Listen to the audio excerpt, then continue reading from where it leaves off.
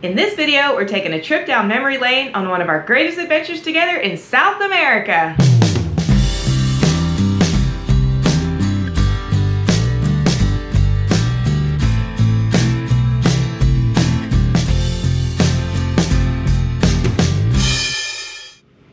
Hey there, Troy and Andrea here, and we're going to do something a little bit different today. This is going to be the first of a new playlist called Trips Down Memory Lane.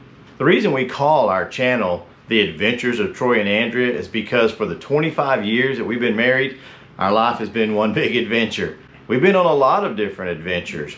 Now, we're just amateurs, we're not professional travelers or anything, but we have traveled all over the United States and all over South and Central America. So Andrea and I both had professional careers in our lives, but 10 years ago, we embarked upon one of the greatest adventures of our lives. And that was to go to a little country in South America called Paraguay to serve as missionaries. So one of the things we loved about living in Paraguay was learning all about its history, its people, some of the other cities, and the small towns in between. So after we were there a year, we decided to take a road trip. We took lots of video and pictures, and in this video, which is one of 3, we want to take you along with us on that adventure. You're going to see some of the gems of Paraguay, some of the interesting sights, including one of the most beautiful waterfalls you will ever see.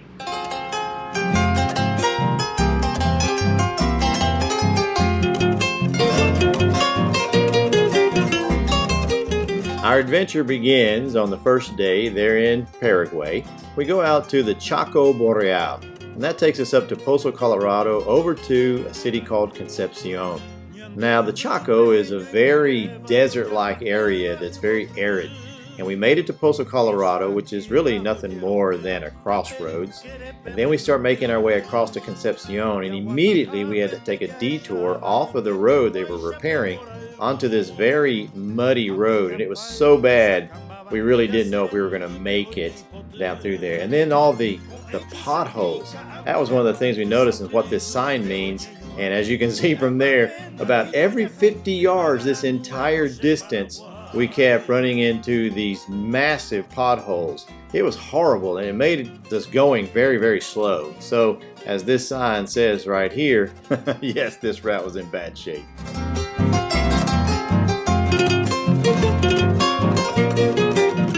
One of my favorite parts of this leg of the trip were these gauchos, or los caballeros.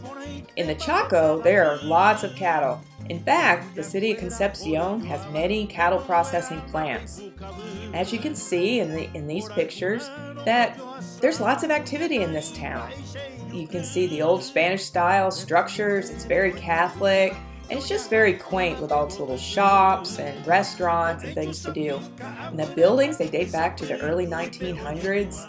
And the hotel that we stayed in was called the Concepcion Palace, and the city runs along the river Paraguay. This was a fascinating first date. We really enjoyed it.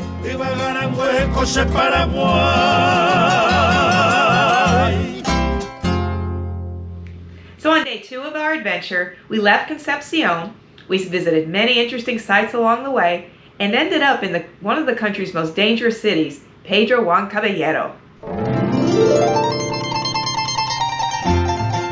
Well, as you can see from the colors on this map, we entered into 2 different departments of Paraguay, kind of like what we would call states, Concepcion and Amambau.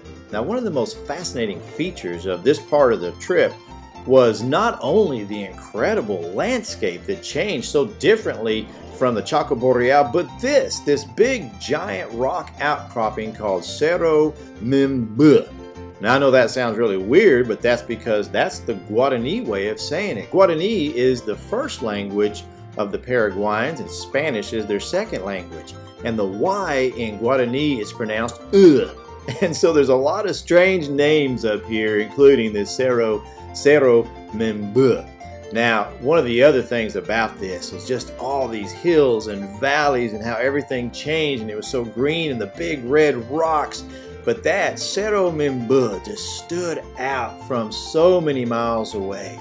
And this whole area is full of Paraguayan history, which we're about to tell you in just a moment. But on the way there, before we got to that historic area, you see this giant, majestic Cerro Member.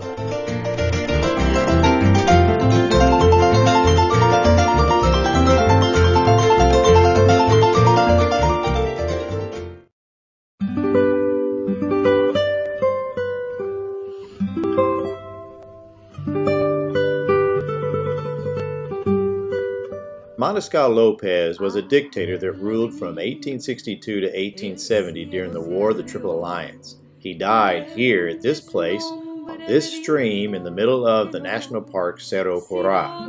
It was at this spot on this stream in 1870 on March the 1st when he cried out, "I die for my country," and was pierced through by enemy swords.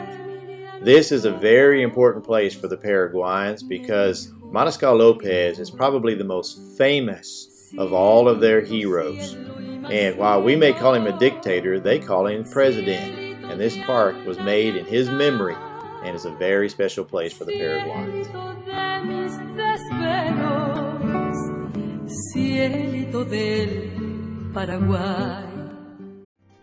Next, we made our way to Pedro Juan Caballero, known as the country's most dangerous city. It shares a border with Brazil, and the reason it's so dangerous is because of all the illegal activity. Troy was a little nervous about it and stayed in the car, but I got out at Ponto Porá and walked around to see all the shops and the commerce going on, and this garlic was amazing. After an already adventurous day, we finally made our way down to Santa Stanislao where our hotel was, passing by Ubajau and all these different places. You know, for a couple of people who didn't speak Spanish very well back then, we were amazed at all the sights we were seeing on this new adventure. Like these termite mounds. Now we saw much smaller ones all over the country, but these were enormous. We saw beautiful landscapes, unique lifestyles so very different than our own. And I've always heard that you should never judge a state or a country based on its most populous city, and this is most certainly true for Paraguay. We've really got into the heart and soul of this country on this trip. Be sure to stay tuned for our next upload as it gets even better.